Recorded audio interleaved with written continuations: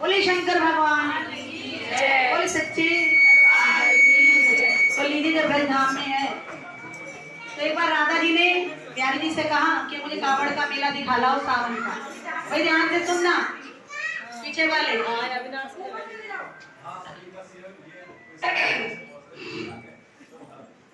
और कोई नाचेगा?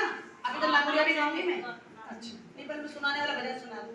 अरे भी बैठ जा, तू पेमेंट नहीं बांध के सुन बोले निशा। तो राधा जी ने गौरा जी से कहा कि मुझे हरिद्वार आके बड़ा मन को आनंद हो रहा है। हरिद्वार की जगह ही ऐसे भी अच्छा खुश हो जाए। गंगा जी में एक डुबकी लगाते साथ जन्नत का नजारा दिखाई दे जाए। बोल सच्चे दरबार की जय। और ऐसे ही कह दिया शिष्टाचारवश कि आप भी जब हमारे यहाँ निधि वन में महाराज होगा आप ही आना। तो गौरा जी ने लंबी सांस ली और कहा कि हजार हजार वर्षों से मैं प्रतीक्षा कर रही हूँ कि कब वो दिन आएगा जब मैं महाराष्ट्र में जाऊंगा। आपको पता रास रोज होता है, महाराष्ट्र साल में एक बार होता है। रास में एक पृष्ठ बाकी सब गोपियां और महाराष्ट्र में जितनी गोपियां उतने। तो ध्यान से सुनने वाला भजन है भैया। अब ले लिया निमंत्रण राधा जी का और उसी दिन से गौरा जी नाची नाची घूमे। मुझे तो महाराष्ट्र में जाना है। आपको बताऊं महाराष्ट्र में देवी देवता भी नहीं जा सकते, उसके नियम बड़े कठोर हैं। बड़ी ही अलौकिक घटना है वो। महाराज को छोटी मोटी बात नहीं है। अब दिन गिन गए, अब वो दिन भी आ गया। अब सुबह से गौरा जी बड़ी परेशान थी। महादेव तो समाधि में बैठे, मैं बिना पूछे जाऊं कैसे। सुबह से लेकर रात हो गई, महादेव समाधि से बाहर नहीं आए। मन में चिंता सताने लगी, अगर महादेव समाधि से बाहर नहीं आए तो मैं जाऊंगी कैसे और महाराज देखने का मोह छोड़ूं कैसे। अब क्या करूं? तो मन में विचार आया रात 12 बजे कि दोपहर की बात है, मैं जाके भी आ जाऊंगी। महादेव की समाधि तो ऐसा खुल गई तो खुल गई, नहीं खुली तो हजारों वर्ष निकल जाते हैं। बोल सच्ची। ऐसा मन में विचार करके भैया आगे कोई ना पी रहा पानी पीना है किसी को और थोड़ा सा काम तो कर लेते भैया ने। अब ऐसा मन में विचार कर महागौरी ने 16 श्रृंगार की और जैसे तैयार होकर चलने लगी। अब तो ऐसा ही हो गया कि रात 12-1 बज रहा, हमने बड़ी ऐसी साड़ी पहन ली, परफ्यूम लगा लो, ज्वेलरी पहन लो। पति क्या पूछेगा तू का जल्दी? यही सवाल किया महादेव ने मां पार्वती के। आधी रात हे सती आप कहां जल्दी? भगवती कहने की बड़ी कृपा हुई प्रभु, जो आपकी समाधि भंग हो गई, अब मुझे जल्दी से आके आ दो, मुझे जाना है महाराज। तो भगवान कहने लगे महाराज में वो भी अकेले ऐसे कैसे जाने दूं, मैं भी साथ चलूंगा। बोले प्रभु आपको तो पता है आप जा नहीं सकते, वहां तो केवल नारियां ही जा सकते, पुरुष तो वहां एक ही है बिहारी जी, आप तो नहीं वहां जा सकते। बोले हम नहीं जानते, लेके तो जाना पड़ेगा। अब भैया जब कहीं पार्टी में जाना हो, किसी महोत्सव में जाना हो और मियाँ बीबी की तुनतुना घर से ही हो जाए तो भाई साहब पिटते बच्चे। पति चिल्ला जल्दी तैयार हो जा, 1.5 घंटा हो गया, 2 घंटे हो गए, अभी जल्दी। अरे रुक जाओ ना फिलहाल, अरे रुक जाओ ना। अब इस बीच में बच्चा आ जाए, मम्मी पानी, तब भाई साहब सनसनाता उसे गाल पे पटाक, क्योंकि गुस्सा तो पति पे आ रहा है और उसकी ठुकाई तो कर नहीं सकते। और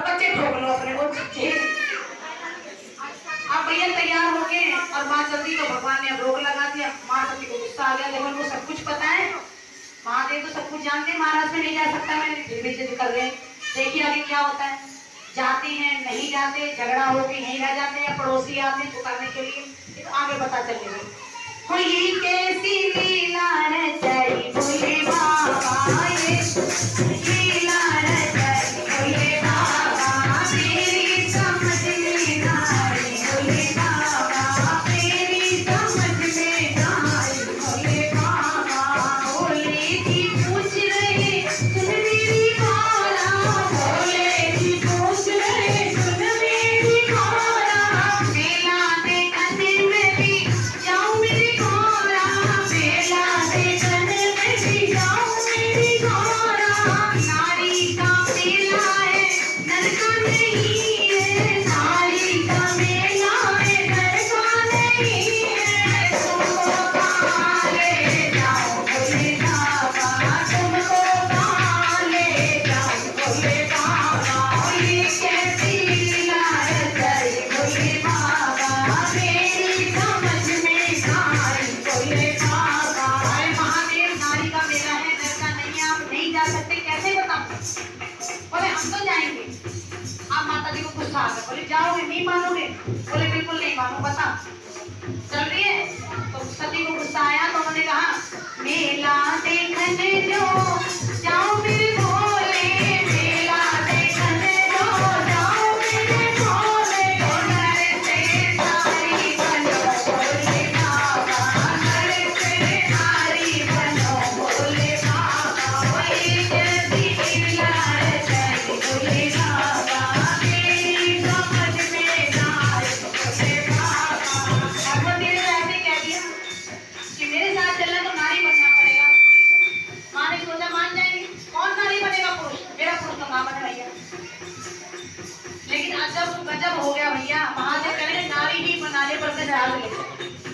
अब सती को और क्रोध आ गया, अच्छा नारी बन लो झोले के अंदर, सर्पों को डाल लो झोले के अंदर, डमे डमे डमरू बजाओ भोले बाबा, डमे डमे डमरू बजाओ भोले बाबा, ये कैसी लीला रचाई भोले बाबा, मेरी समझ में ना आई भोले बाबा।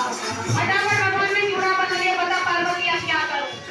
माँ ने कहा मैं बताते जाते तैयार होते जाओ।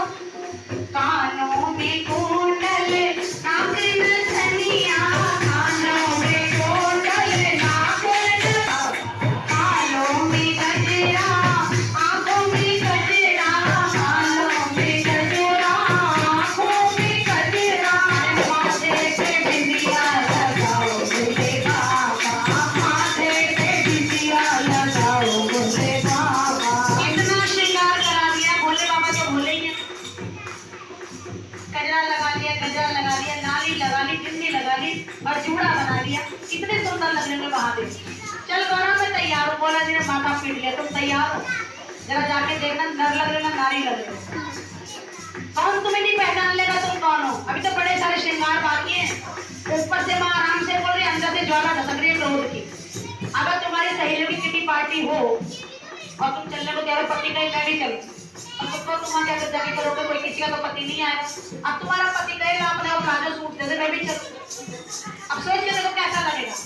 ऐसी ही कोफ्तारी गौरा जी को कहने लगी बाजू में बाजू बट कलाई में कंगना, बाजू में बाजू बट कलाई में कंगना, हाथों में मेहंदी लगाओ भोले बाबा, हाथों में मेहंदी लगाओ भोले बाबा, ये कैसी लीला रचाई भोले बाबा, मेरी समझ में ना आई भोले बाबा। पैरों में पायल उंगली में बिछड़ा, पैरों में पायल उंगली में बिछड़ा, चले महावर लगाओ भोले बाबा, चले महावर लगाओ भोले बाबा। अच्छा इतना सीधा हो गया भोले बाबा। जब जिन्होंने भजन सुनाया वो नकल मत करना। भोले बाबा का रंग कैसा है?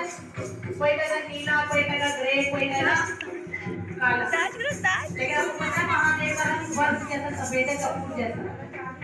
अब सोचो उसके ऊपर लाल बिंदी कितनी सुंदर लग रही है, जिसका रंग बर्फ जैसा हो सफेद, लाली गजरा गजरा कुछ देर में तो माँ ठगी सी रह गई, देखती रह गई। और भगवती तो हैरान थी सृष्टि, समस्त सृष्टि का चक्र रुक गया महादेव को देखने के लिए। इतने अप्रतिम सौंदर्य के मालिक लग रहे थे महादेव। बोले चल गौरा। अब गौरा जी की तंद्रा टूटी, फिर याद आया अरे मानते क्यों नहीं, क्यों नर से नारी बनने को तैयार है। बोले अभी और भी कुछ करना बाकी है। बोले बता क्या करूं। बोले अब जाओ।